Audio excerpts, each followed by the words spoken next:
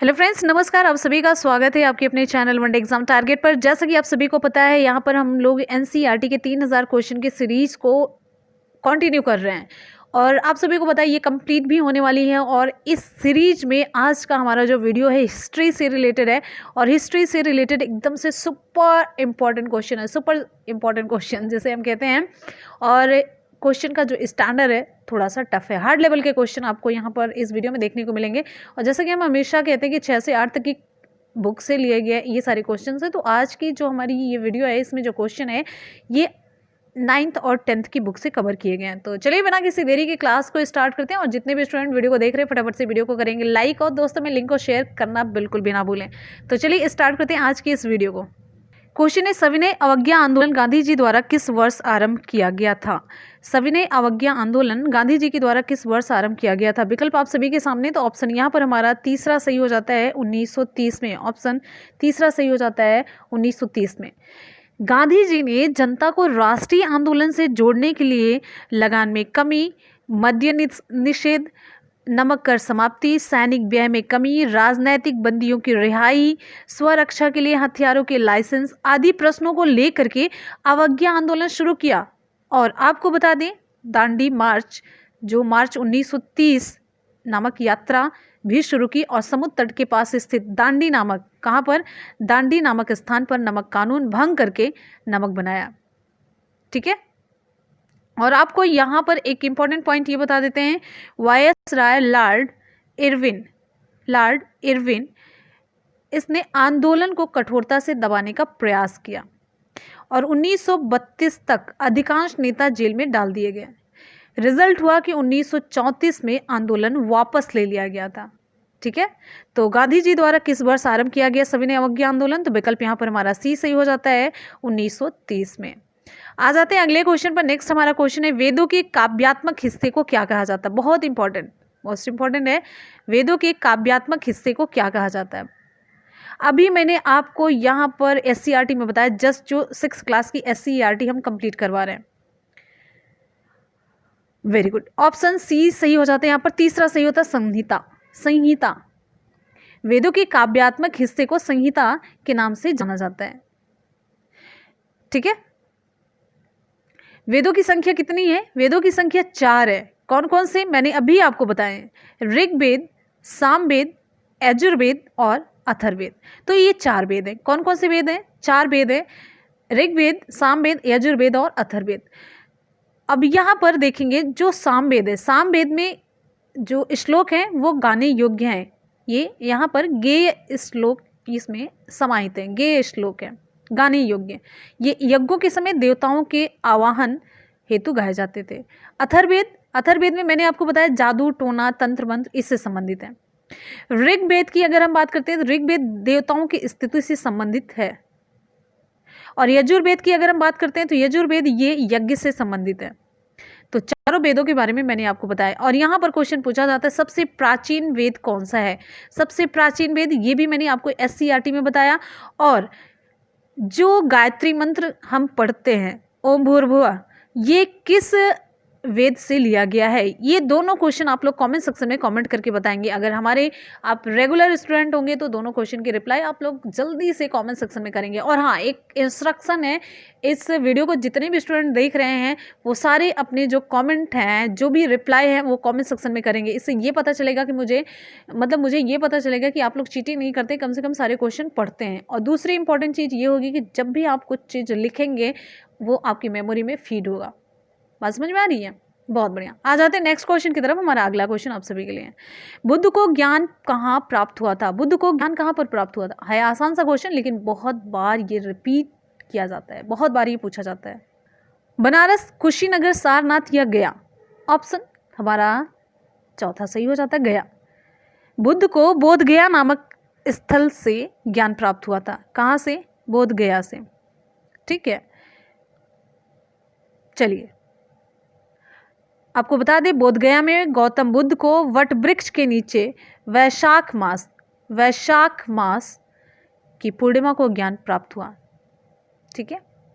Next, बौद्ध धर्म के प्रचार के लिए अशोक ने एक अधिकारी की नियुक्ति की। जिन्हें क्या कहा गया? मतलब बौद्ध धर्म के प्रचार के लिए अशोक ने एक अधिकारियों की नियुक्ति की, मतलब अधिकारियों का एक ग्रुप नियुक्त किया जिन्हें कहा गया रजकयुत, अमात्य या धर्म महामात्य। ऑप्शन चौथा सही हो जाता है। बौद्ध धर्म के प्रचार के लिए अशोक ने अधिकारियों की नियुक्ति की थी। अशोक ने अधिकारियों की नियुक्ति की थी जिन्हें धर्म महामात्य कहा जाता था। क्या कहा जाता? धर्म महामात्य कहा जाता था। उनके समय में नियुक्त अन्य अधिकारी जैसे रज्जुक भी थे। रज्जुक जो शासकीय और न्यायिक प्रणाली का प्रधान व्यक्ति होता था, वो रज्जुक होता था। युद्ध चोरी की संपत्ति की खोज करता था। और अगर हम अमात्य की बात करते हैं तो अमात्य प्रधानमंत्री हुआ करता था। अमात्य होता है, अमात्य नहीं। ध्यान दीजिएगा, शुद्ध करने के लिए हिंदी में पूछा जाता है कि शुद्ध क्या है, तो ये अमात्य होता है। ठीक है, ये अमात्य प्रधानमंत्री हुआ करता था। चलिए आ जाते हैं अगले क्वेश्चन पर। उम्मीद है कि ये चारों विकल्प आपके क्लियर हो चुके हैं, जो जो भी यहाँ पर वर्ड यूज किया गया है। ठीक, बहुत बढ़िया। आ जाते हैं नेक्स्ट क्वेश्चन की तरफ। अगला हमारा क्वेश्चन है और सभी स्टूडेंट फटाफट से रिप्लाई करते रहेंगे एनर्जी के साथ। अगर ये क्लास को ज्वाइन किया आप लोगों ने तो एनर्जी आप में होनी चाहिए, एनर्जी का लेवल, क्योंकि एग्जाम कभी भी हो सकता है, कैसे भी हो सकता है। ठीक है, क्वेश्चन है चंद्रगुप्त के दरबार में सेल्यूकस निकेटर ने एक दूत भेजा था जिसका नाम क्या था? ऑप्शन यहाँ पर हमारा कौन सा सही होगा? हेरोडोटस, हेनसांग, मेगास्थनीज या हेलियोडोरस? ऑप्शन यहाँ पर हमारा तीसरा सही हो जाता है, मेगास्थनीज। चंद्रगुप्त के दरबार में यूनानी शासक या यूनानी छत्रप आप कह सकते हैं सेल्यूकस ने मेगास्थनीज नामक एक दूत भेजा था। किसने भेजा था? सेल्यूकस ने। अभी आप लोगों ने ये भी एससीईआरटी में पढ़ा, और वो भी 6th क्लास की। ठीक है, तो यही चीज़ें जा करके आगे की कक्षाओं में हो जाती है। 9th और 10th में चीज़ें वही रहती हैं, बस इसके बारे में और डिटेल में बताई जाती हैं चीज़ें। इन्होंने मतलब ये आप सेल्यूकस ने भेजा मेगास्थनीज नामक दूत, जिन्होंने 14 वर्ष तक यहाँ निवास किया। कितने वर्ष तक? 14 वर्ष तक यहाँ निवास किया और अपनी एक प्रसिद्ध कृति लिखी जिसका नाम है इंडिका, जो कि आपके एग्जाम में खूब पूछी जाती है। आप कहेंगे इंडिका, ये भी आप लोगों ने जल्दी ही पढ़ा है। कहाँ पढ़ा है? तो आपका उत्तर हो जाएगा एससीईआरटी में पढ़ा है। अच्छा, इंडिका में किसके बारे में बताया गया है? किस वंश के बारे में? इसमें मौर्य वंश का पूरा वृत्तांत है। किसका है? मौर्य वंश। ये एग्जाम में क्वेश्चन पूछा गया है। चलिए आ जाते हैं अगले क्वेश्चन पर। नेक्स्ट हमारा क्वेश्चन है हूणों ने भारत पर किसके समय में आक्रमण किया था? हूणों ने भारत पर किसके समय में आक्रमण किया था? क्वेश्चन है हूणों ने भारत पर किसके समय में आक्रमण किया था? ऑप्शन यहाँ पर हमारा ए सही हो जाता है, गुप्त के समय में। हूण मध्य एशिया में निवास करने वाली एक बर्बर जाति थी। कौन सी? बर्बर जाति। अच्छा, हूण के बारे में भी आप लोगों ने पढ़ा है। हूणों का प्रथम आक्रमण किसके समय में हुआ था? स्कंदगुप्त के समय में। ये भी आप लोगों ने पढ़ा है। किसके समय में? स्कंदगुप्त के समय में। ठीक है, चलिए ऑप्शन यहां पर हमारा ए सही हो जाता है, गुप्त। हर्षवर्धन प्रत्येक 5 वर्ष पर एक मेले का आयोजन करता था। कहां पर? हर्षवर्धन प्रत्येक 5 वर्ष में एक मेले का आयोजन कहां पर करता था? ऑप्शन तीसरा, प्रयाग में। हर्षवर्धन प्रत्येक 5 वर्ष पर एक मेले का आयोजन करता था जो प्रयाग के पावन भूमि पर प्रतिष्ठित था। आ जाते हैं नेक्स्ट क्वेश्चन पर। सिंध पर अरबों के कब्जे के बाद मोहम्मद बिन कासिम द्वारा लगाया गया भूमि कर क्या कहलाता है? सका, खिराज, वक्फ या जजिया? तो यहां पर ऑप्शन हमारा दूसरा सही हो जाता है, खिराज है। अरबों ने मोहम्मद बिन कासिम के नेतृत्व में 712 ईस्वी में सिंध विजय प्राप्त की और 2 नए कर लगाए, जिसमें से एक है जजिया। जो जजिया कर, ये जो कि ये धार्मिक कर है। ध्यान दीजिएगा, जैसे क्वेश्चन पूछा जाए वैसे रिप्लाई आपको करनी है। दूसरा खिराज था जो भूमि कर था। यहाँ पर भूमि कर पूछा गया, लेकिन आप जजिया इतना ज़्यादा सुन चुके होते हैं कि फटाक से अच्छा ये जजिया दिख रहा है, लो भैया मार दिया, टिक हो गया। और आपको बता दें जो खिराज था, ये खिराज दूसरा जो कर था ये भूमिकर था। ये उपज का 2/5 से 1/4 तक होता था। ध्यान रखिएगा, मोस्ट इंपॉर्टेंट ये क्वेश्चन है आपका बहुत ज़्यादा। और जो मैंने यहाँ पर आपको दोनों बताया खिराज और जजिया, तो ये धार्मिक कर था और ये भूमिकर था, ध्यान रखिएगा। तो यहाँ पर भूमिकर पूछा गया है। आ जाते हैं हम नेक्स्ट क्वेश्चन की तरफ। हमारा अगला क्वेश्चन आप सभी के लिए है। अगला हमारा इंपॉर्टेंट क्वेश्चन है, भारत में दास स्लैब राजवंश की स्थापना किसने की थी? गयासुद्दीन, कुतुबुद्दीन, इल्तुतमिश या मोहम्मद गोरी? ऑप्शन यहाँ पर हमारा दूसरा सही हो जाता कुतुबुद्दीन। ठीक है, 1206 से 1290 ईस्वी के मध्य हुए दिल्ली सल्तनत के सुल्तान गुलाम वंश के सुल्तानों के नाम से विख्यात हुए। यद्यपि वे न तो एक वंश के थे और न सुल्तान बनने के अवसर पर इनमें कोई गुलाम था। तो दिल्ली का पहला मुस्लिम शासक कुतुबुद्दीन ऐबक था और उसी को भारत में तुर्की राज्य का संस्थापक भी माना जाता है, कुतुबुद्दीन ऐबक को। ठीक है, तुर्की राज्य का संस्थापक कुतुबुद्दीन ऐबक को माना जाता है और यहीं पर भारत में दास राजवंश की स्थापना भी इसी के द्वारा की गई। हमारा अगला क्वेश्चन है, महान कवि फिरदौसी किसके दरबार की शोभा बढ़ाता था? बहुत इंपॉर्टेंट क्वेश्चन है और ये कई बार पूछा गया। महान कवि फिरदौसी, राजा सोलोमन, सुल्तान महमूद, अलाउद्दीन या कुतुबुद्दीन? विकल्प बी सही हो जाता है, हमारा दूसरा सही हो जाता है, दूसरा ऑप्शन। आपको बता दें यहाँ पर जो कवि फिरदौसी हैं सुल्तान महमूद के दरबार की शोभा बढ़ाते थे। ठीक है, इन्हें पूर्व का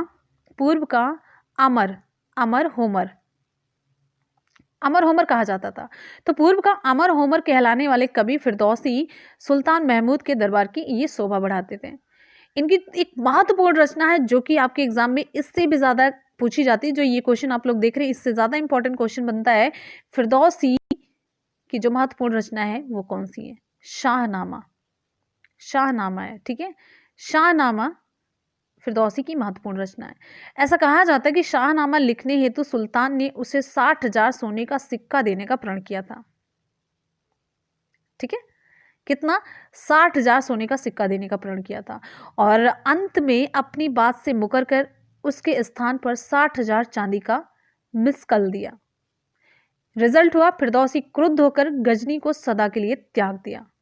ठीक है, अगले क्वेश्चन पर चलेंगे। थोड़ा सा इंटरेस्टिंग पॉइंट आपको बता दिया। मोहम्मद बिन तुगलक अपनी राजधानी दिल्ली से कहां ले गया था?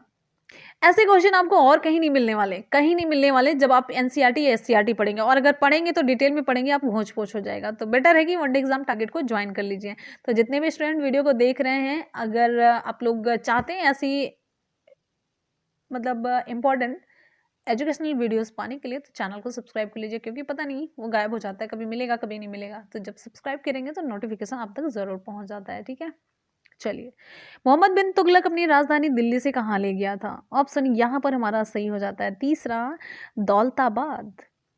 मोहम्मद बिन तुगलक 1334 ईस्वी में अपनी राजधानी दिल्ली से देवगिरी को स्थानांतरित किया। कहाँ पर? देवगिरी को स्थानांतरित किया। इस राजधानी परिवर्तन का उद्देश्य मंगोल आक्रमण से सुरक्षा को ध्यान में रख करके किया गया था। किससे? मंगोल आक्रमण से सुरक्षा को ध्यान में रख करके किया गया था। किंतु इस योजना की असफलता के उपरांत पुनः 1335 ईस्वी में उसने अपनी राजधानी दिल्ली ही स्थानांतरित कर दिया। कहां पर कर दिया? दिल्ली में स्थानांतरित कर दिया। अगले क्वेश्चन पर चलेंगे। नेक्स्ट है, दास राजाओं में सबसे महान किसे माना जाता है? दास राजाओं में सबसे महान किसे माना जाता है? इल्तुतमिश, कुतुबुद्दीन ऐबक, सुल्तान रजिया या बहराम शाह को? ऑप्शन यहां पर कौन सा सही होता है? दास राजाओं में ऑप्शन कौन सा सही होगा? ऑप्शन यहां पर हमारा ए सही हो जाता है, इल्तुतमिश को। भारत में गुलाम वंश की स्थापना अभी मैंने आपको बताया कुतुबुद्दीन ऐबक ने की। किसने की? कुतुबुद्दीन ऐबक के द्वारा की गई। और भारत में मुस्लिम संप्रभुता का इतिहास इल्तुतमिश से आरंभ होता है। किससे आरंभ होता है? इल्तुतमिश से आरंभ होता है। हेग ने लिखा है, कौन हेग है? वुलजल ए हेग। इन्होंने लिखा है कि इल्तुतमिश गुलाम शासकों में सबसे महान था।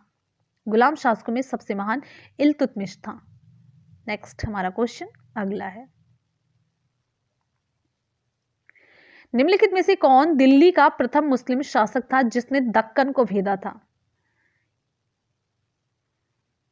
अलाउद्दीन खिलजी, अहमद शाह, मोहम्मद तुगलक, अली आदिल शाह। ऑप्शन यहां पर हमारा ये सही हो जाता है, अलाउद्दीन खिलजी। अलाउद्दीन खिलजी दिल्ली का प्रथम मुस्लिम शासक था जिसने सर्वप्रथम दक्षिण भारत को जीतने का प्रयास किया, जिसने सर्वप्रथम दक्षिण भारत को जीतने का प्रयास किया। अलाउद्दीन के इस सैन्य अभियान के लिए राजनीतिक और आर्थिक कारण महत्वपूर्ण थे। उसने दक्षिण अभियान में उसके सेना पर मालिक कफूर को काफी सफलता मिली थी। तो निम्नलिखित में से दिल्ली का प्रथम मुस्लिम शासक जिसने दक्कन को भेदा था तो ये था अलाउद्दीन खिलजी। ऑप्शन ए सही हो जाता है आपका एक। आ जाते हैं नेक्स्ट क्वेश्चन पर। विश्व में सबसे बड़ा मकबरा गोल गुंबद है, ये किस राज्य में स्थित है? गोल गुंबद किस राज्य में स्थित है? कर्नाटका, महाराष्ट्र, केरल या दिल्ली? ऑप्शन यहां पर हमारा ए सही हो जाता है, कर्नाटका। तो इब्राहिम के पुत्र मोहम्मद आदिल शाह, इब्राहिम के पुत्र मोहम्मद आदिल शाह, क्या नाम था? आदिल शाह, उसका उत्तराधिकारी हुआ। किसका? इब्राहिम का पुत्र आदिल शाह इसका उत्तराधिकारी हुआ। और मोहम्मद आदिल शाह गोल गुंबद कर्नाटक के नाम से विश्व प्रसिद्ध मकबरे में ये दफन है। कौन दफन है इस गोल गुंबद में? कौन दफन है? मोहम्मद आदिल शाह, इब्राहिम का उत्तराधिकारी, जो विश्व का एक मतलब आश्चर्य माना जाता है। कैसा आश्चर्य? स्थापत्य आश्चर्य माना जाता है।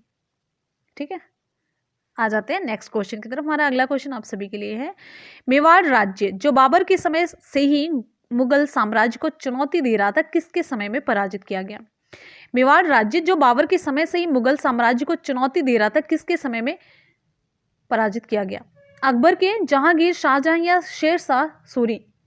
ऑप्शन यहां पर हमारा दूसरा सही हो जाता है, जहांगीर। ऑप्शन दूसरा सही होता है, जहांगीर।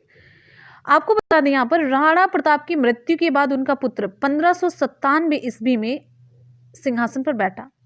उसने भी मुगलों की अधीनता को, अधीनता है, जब भी आप हिंदी में देखेंगे अधीनता है, अस्वीकार कर दिया। फिर 1614 में जहांगीर ने शाहजहां को मेवाड़ पर आक्रमण करने का आदेश दिया। तो शाहजहां के दबाव के कारण 1615 में अमर सिंह ने मुगलों की अधीनता स्वीकार कर ली। ठीक है, ऑप्शन यहां पर हमारा दूसरा सही हो जाता है, जहांगीर। आते हैं नेक्स्ट क्वेश्चन पर। साबरमती के बाएं किनारे स्थित अहमदाबाद शहर किसके द्वारा बनाया गया था? आपसे पूछा जा रहा है, डायरेक्टली पूछा जा रहा है, अहमदाबाद शहर किसके द्वारा बनाया गया था? ऑप्शन यहां पर हमारा तीसरा सही हो जाता है, अहमद शाह के द्वारा। बहमनी शासक अहमद शाह ने 1422 ईस्वी से 1436 ईस्वी तक शासन किया। उसने साबरमती नदी के किनारे अहमदाबाद नगर स्थापित किया। कौन सा नगर? अहमदाबाद नगर, और उसे अपनी राजधानी बनाया। आपको बता दें सर टॉमस रो 1615 ईस्वी, इन्होंने अहमदाबाद को तत्कालीन लंदन से बड़ा बताया है। उस समय के लंदन से इन्होंने अहमदाबाद को बड़ा बताया है, जो सर टॉमस रो थे। ऑप्शन यहां पर हमारा कौन सा सही होता है? ऑप्शन यहां पर तीसरा सही होता है, अहमद शाह। साबरमती के बाएं किनारे स्थित अहमदाबाद शहर किसके द्वारा बनाया गया? तो अहमद शाह के द्वारा, और इसी नाम पर अहमदाबाद शहर इसका नाम पड़ा। और अहमदाबाद को तत्कालीन लंदन से बड़ा बताया सर टॉमस रो।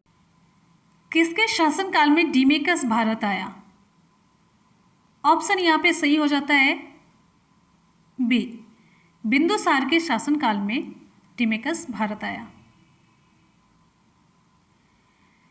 अगला क्वेश्चन है, सर्वेंट्स ऑफ इंडिया सोसाइटी की स्थापना किसने की थी? सर्वेंट्स ऑफ इंडिया सोसाइटी की स्थापना किसने की थी? विकल्प यहां पे सही हो जाता है बी, गोपाल कृष्ण गोखले ने। सर्वेंट्स ऑफ इंडिया सोसाइटी की स्थापना 12 जून 1905 ईस्वी को गोपाल कृष्ण गोखले के द्वारा की गई थी। कहां पर? पुणे, महाराष्ट्र में की गई थी। के लिए नालंदा विश्वविद्यालय को नष्ट करने वाला मुस्लिम आक्रमणकारी कौन था? नालंदा विश्वविद्यालय को नष्ट करने वाला मुस्लिम आक्रमणकारी कौन था? ऑप्शन सही हो जाता है यहाँ पे सी, मोहम्मद बिन बख्तियार। क्लियर है? ऑप्शन सही हो जाता है सी, नालंदा और विक्रमशिला के विश्वविद्यालयों को बौद्ध विहार अथवा दुर्ग समझकर मुस्लिम आक्रमणकारी मोहम्मद बिन बख्तियार खिलजी द्वारा इसे नष्ट कर दिया गया था। नेक्स्ट क्वेश्चन पे हम आएंगे। अगला क्वेश्चन है, हर्षवर्धन को किसने पराजित किया था? हर्षवर्धन को किसने पराजित किया था? विकल्प सही हो जाता है यहाँ पर बी, पुलकेशिन सेकंड ने। हर्षवर्धन को दक्षिण भारत के शासक पुलकेशिन द्वितीय, जो कि चालुक्य वंश से संबंधित हैं, इन्होंने इन्हें नर्मदा नदी के किनारे हराया था। कुतुब मीनार किस प्रसिद्ध शासक ने पूरा किया था? नेक्स्ट क्वेश्चन है, कुतुब मीनार को किस प्रसिद्ध शासक ने पूरा किया था? विकल्प यहां पे सही हो जाता है, वेरी गुड, बी, इल्तुतमिश ने। कुतुब मीनार की नींव किसने रखी थी? कुतुब मीनार जब बनाया जा रहा था तो उसकी नींव रखी थी कुतुबुद्दीन ऐबक ने। कुतुबुद्दीन ऐबक ने नींव रखी थी, जबकि इसे पूरा करवाने का श्रेय किसे जाता है? इल्तुतमिश को है। फिर उसके बाद तूफान के कारण से मीनार का कुछ भाग क्षतिग्रस्त हो गया था, तो इसके कुछ भागों की मरम्मत किसके द्वारा कराई गई थी? फिरोज तुगलक के द्वारा। ध्यान दीजिएगा, अलग अलग क्वेश्चन पूछा जाता है, लेकिन इल्तुतमिश और कुतुबुद्दीन ऐबक में आपको कंफ्यूज नहीं करना है, और कुतुबुद्दीन ऐबक के नाम पर ही इसका नाम कुतुब मीनार रखा गया था। अगले क्वेश्चन पे हम चलेंगे। नेक्स्ट आपका क्वेश्चन है, बाजार विनिमय प्रणाली आरंभ की गई थी। बहुत इंपॉर्टेंट क्वेश्चन, बाजार विनिमय प्रणाली किसके द्वारा आरंभ की गई थी? मोस्ट इंपॉर्टेंट है। विकल्प यहाँ पे सही हो जाता है सी, अलाउद्दीन खिलजी द्वारा। बाजार विनिमय प्रणाली अलाउद्दीन खिलजी के द्वारा आरंभ की गई थी। अलाउद्दीन के बाजार नियंत्रण की पूरी व्यवस्था का संचालन दीवान ए रियासत नामक अधिकारी करता था। कौन करता था? दीवान ए रियासत नामक अधिकारी करता था। अगले क्वेश्चन पे हम चलते हैं। नेक्स्ट आपका क्वेश्चन आप सभी की स्क्रीन पर, गांधी जी ने किस आंदोलन का समर्थन किया था? गांधी जी ने किस आंदोलन का समर्थन किया था? विकल्प के अकॉर्डिंग आपको चूज करना है, अस्पृश्यता, वर्ण व्यवस्था, हिंदू और मुसलमानों के बीच एकता की कमी या गृह युद्ध। समर्थन की बात हो रही है। ऑप्शन सही हो जाता है अस्पृश्यता। महात्मा गांधी ने हरिजनों के उद्धार के लिए अपना सारा जीवन लगा दिया था। वे अस्पृश्यता को मानवता के लिए अपराध मानते थे। 1932 में उन्होंने अछूतों को हरिजन नाम दिया था और हरिजन सेवक संघ की स्थापना भी की थी। अस्पृश्यता, छुआछूत। अगले क्वेश्चन पे हम चलेंगे। नेक्स्ट है, गांधी जी खादी को किसका प्रतीक मानते थे? गांधी जी खादी को किसका प्रतीक मानते थे? ऑप्शन यहाँ पे सही हो जाता है आपका बी, आर्थिक स्वतंत्रता का प्रतीक मानते थे। अगले क्वेश्चन पे चलेंगे। नेक्स्ट है, महात्मा गांधी का राजनीतिक गुरु कौन था? महात्मा गांधी का राजनीतिक गुरु कौन था?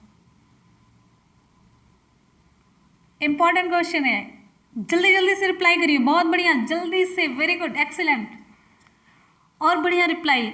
जितने भी आपके कॉम्पिटिटर हैं, जितने भी कॉम्पिटिटर आपके साथ एग्जाम देंगे, सब आप ही के साथ लाइव चैट में हैं, तो जल्दी जल्दी से आप लोग देखते रहिए किससे आगे आप लोग निकल रहे हैं। पीछे तो नहीं जा रहे, आगे ही हमेशा निकलना, पीछे बिल्कुल भी नहीं जाना है।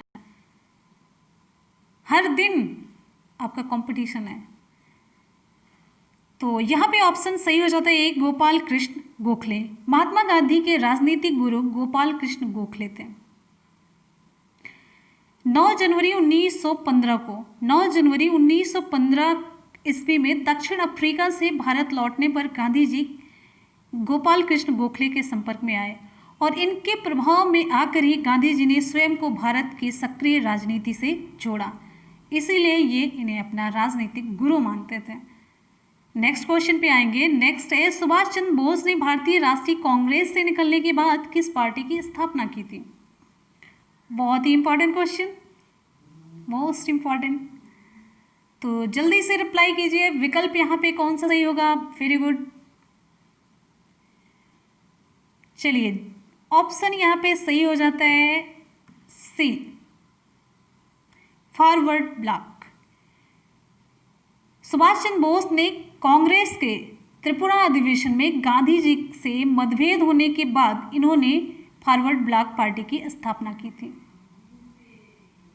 ठीक है, अगले क्वेश्चन पे चलेंगे। नेक्स्ट है 1927 में ब्रुसेल्स में दलित राष्ट्रवादियों की कांग्रेस में राष्ट्रीय कांग्रेस की ओर से किसने भाग लिया था? विकल्प यहां पे सही हो जाता है जवाहरलाल नेहरू ने। 1927 में ब्रुसेल्स में दलित राष्ट्रवादियों की कांग्रेस में राष्ट्रीय कांग्रेस की ओर से जवाहरलाल नेहरू ने भाग लिया था। नेक्स्ट क्वेश्चन पे आते हैं। अगला क्वेश्चन आप सभी का है, किसकी विफलता के बाद स्वराज पार्टी बनाई गई? स्वराज पार्टी की स्थापना किसकी विफलता के बाद की गई? असहयोग आंदोलन, सविनय अवज्ञा आंदोलन, भारत छोड़ो आंदोलन या चंपारण सत्याग्रह? विकल्प यहाँ पे सही हो जाता है असहयोग आंदोलन के विफल होने के बाद स्वराज पार्टी बनाई गई थी। कब बनाई गई थी? 1923 में। इसके संस्थापक कौन है? इसके संस्थापक अध्यक्ष CR दास और महासचिव मोतीलाल नेहरू थे। ठीक है, अगले क्वेश्चन पे चलेंगे। नेक्स्ट आपका क्वेश्चन है, महावीर कौन थे? महावीर जैनियों के 24वें तीर्थंकर थे। ऑप्शन आपका बी सही होगा। और जैन धर्म के वास्तविक संस्थापक भी महावीर माने जाते हैं। ठीक है, 23वें तीर्थंकर कौन थे? 23वें तीर्थंकर थे पार्श्वनाथ। नेक्स्ट क्वेश्चन पे आते हैं। अगला क्वेश्चन है, ये बहुत ही इंपॉर्टेंट क्वेश्चन है, मोस्ट इंपॉर्टेंट, ध्यान दीजिएगा। किसके शासनकाल के दौरान अजंता की गुफाएं निर्मित की गई? तो यहां पे आपका उत्तर सही हो जाएगा, ये गुप्त शासन काल में अजंता की गुफाएं निर्मित की गई थी। और यहाँ पर आपको बता दें अजंता की गुफा के जो चित्र हैं वो किससे संबंधित हैं, किस धर्म से? तो ये आप जानते रहिए बौद्ध धर्म से। एग्जाम में क्वेश्चन पूछा जाता है। ठीक, अगले क्वेश्चन पे चलेंगे। नेक्स्ट आपका क्वेश्चन, निम्नलिखित में से आपको अपनी विजयों के कारण भारत का नेपोलियन कहा गया? निम्नलिखित में से किसको अपनी विजयों के कारण भारत का नेपोलियन कहा गया? बहुत ही बढ़िया क्वेश्चन, इंपॉर्टेंट है। ऑप्शन सही हो जाता है डी समुद्रगुप्त को। समुद्रगुप्त ने अपने शासनकाल के दौरान कई युद्धों का सामना किया, लेकिन उसे किसी भी युद्ध में पराजय का सामना नहीं करना पड़ा। इसी कारण प्रसिद्ध इतिहासकार विंसेंट स्मिथ, क्या नाम है? विंसेंट स्मिथ, विंसेंट स्मिथ ने उसे भारत का नेपोलियन कहा। क्लियर है? अगले क्वेश्चन पे हम चलेंगे। नेक्स्ट आपका क्वेश्चन आप सभी की स्क्रीन पे ध्यान दीजिएगा, बहुत ही इंपॉर्टेंट क्वेश्चन। प्रसिद्ध दिलवाड़ा मंदिर स्थित है, ये भी इंपॉर्टेंट है। प्रसिद्ध दिलवाड़ा मंदिर स्थित है कहाँ पर? सभी मैंने सिलेक्टेड क्वेश्चन लिए हैं। ऑप्शन यहाँ पे सही हो जाता है ए राजस्थान में। ये सारे क्वेश्चन बहुत पूछे जाते हैं। ये दिलवाड़ा मंदिर किस धर्म के लिए है? ये जैन मंदिर है। तो दिलवाड़ा का प्रसिद्ध जैन मंदिर कहाँ पर स्थित है? माउंट आबू, जो कि राजस्थान में है, वहाँ पर स्थित है। क्वेश्चन बहुत ही इंपॉर्टेंट है। वैदिक लोगों द्वारा किस धातु का प्रयोग पहले किया गया था? चांदी, सोना, लोहा, तांबा। विकल्प यहाँ पे सही हो जाता है डी तांबा। ऋग्वैदिक लोगों द्वारा सबसे पहले तांबे का प्रयोग किया गया था। ऑप्शन आपका डी सही होगा। अगले क्वेश्चन पे आते हैं। नेक्स्ट आपका क्वेश्चन है, निम्नलिखित में से कौन सा अन्न मनुष्य द्वारा सबसे पहले प्रयोग होने वालों में से था? यानी कि सबसे पहला अन्न कौन सा था जिसे मनुष्य ने प्रयोग किया?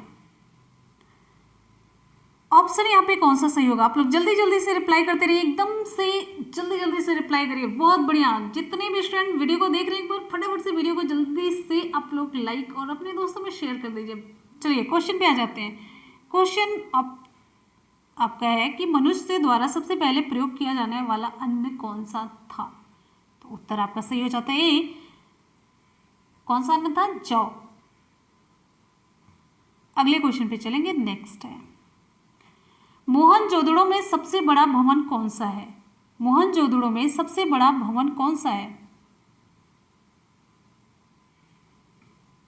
विकल्प यहाँ पे सही हो जाता है बी, धान्यागार। मोहनजोदड़ो में सबसे बड़ा भवन धान्यागार था, जो कि 45.71 मीटर लंबा और 15.23 मीटर चौड़ा था, जो कि वहां पे सबसे बड़ा भवन था।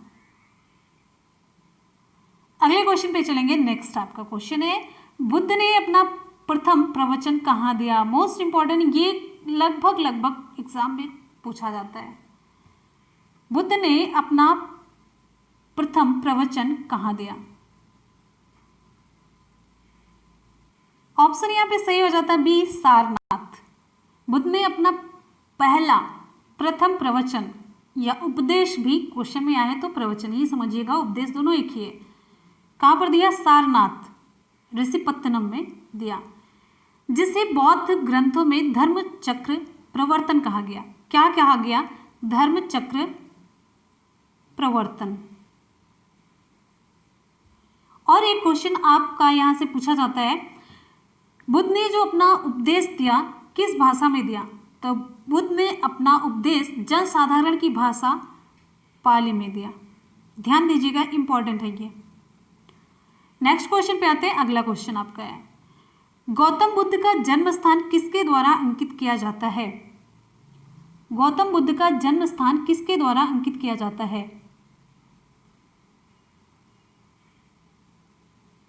ऑप्शन यहाँ पे सही हो जाता है ए, अशोक मौर्य का रुम्मिनदेही स्तंभ। ठीक है, गौतम बुद्ध का जन्म स्थान किसके द्वारा अंकित किया जाता है? तो ऑप्शन आपका यहाँ पे सही हो जाता है ए, अशोक मौर्य का रुम्मिनदेही स्तंभ। ठीक है, अगले क्वेश्चन, कलिंग युद्ध किस वर्ष में हुआ था? ऑप्शन यहाँ पे सही हो जाता है 261 BC में। नेक्स्ट क्वेश्चन पे आएंगे। अगला क्वेश्चन है, बिंदुसार के शासन के दौरान अशांति कहाँ थी? विकल्प यहाँ पे सही हो जाता है सी, तक्षशिला में। चंद्रगुप्त के उत्तराधिकारी थे बिंदुसार, उनके पुत्र थे। उन्हीं के शासनकाल में तक्षशिला में विद्रोह हुआ। उसने अशोक को कुमारामात्य बनाकर वहां का विद्रोह दबाने के लिए भेजा। अशोक ने न केवल विद्रोह को शांत किया बल्कि वहां की प्रजा का प्रेम और विश्वास भी जीत लिया। क्वेश्चन है, बिंदुसार के शासन के दौरान अशांति कहाँ थी? विकल्प यहाँ पे सही हो जाएगा सी, तक्षशिला में। चंद्रगुप्त मौर्य के पुत्र थे और उनके उत्तराधिकारी भी बिंदुसार थे। तो बिंदुसार के शासन में तक्षशिला में विद्रोह हुआ था और इसने विद्रोह को शांत करने के लिए अशोक को कुमारामात्य बनाकर वहां का विद्रोह दबाने के लिए भेजा।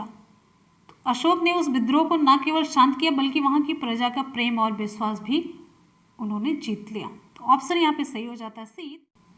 नेक्स्ट क्वेश्चन है, निम्नलिखित में से वह व्यक्ति कौन है जिसका नाम देवानाम प्रियदर्शी था? देवानाम प्रियदर्शी किसका था? अशोक का, चंद्रगुप्त मौर्य, गौतम बुद्ध या महावीर, भगवान महावीर का? ऑप्शन सही हो जाता है यहाँ पर ये, मौर्य राजा अशोक का नाम था। सम्राट अशोक के अभिलेखों में उन्हें देवानाम प्रियदर्शी, देवानाम प्रिय और राजा, इन सभी उपाधियों से संबोधित किया गया है। ठीक है, पुराणों में उसे अशोक वर्धन भी कहा गया है। अगले क्वेश्चन पे चलेंगे। नेक्स्ट आपका क्वेश्चन है, वैदिक लोगों द्वारा किस धातु का प्रयोग पहले किया गया था? वैदिक लोगों के द्वारा, इंपॉर्टेंट क्वेश्चन है, मोस्ट इंपॉर्टेंट, वैदिक लोगों द्वारा किस धातु का प्रयोग पहले किया गया था? विकल्प यहाँ पे सही हो जाता है डी, तांबा। बहुत ही इंपॉर्टेंट क्वेश्चन, आप लोग मार्क कर लीजिए। ऋग्वैदिक लोगों द्वारा सबसे पहले प्रयोग किया गया धातु, सबसे पहले प्रयोग की गई धातु कौन सी है? तांबा। आपका क्वेश्चन आप सभी की स्क्रीन पर, यहाँ पर देखिए, कलिंग युद्ध किस वर्ष में हुआ था? कलिंग युद्ध किस वर्ष में हुआ था?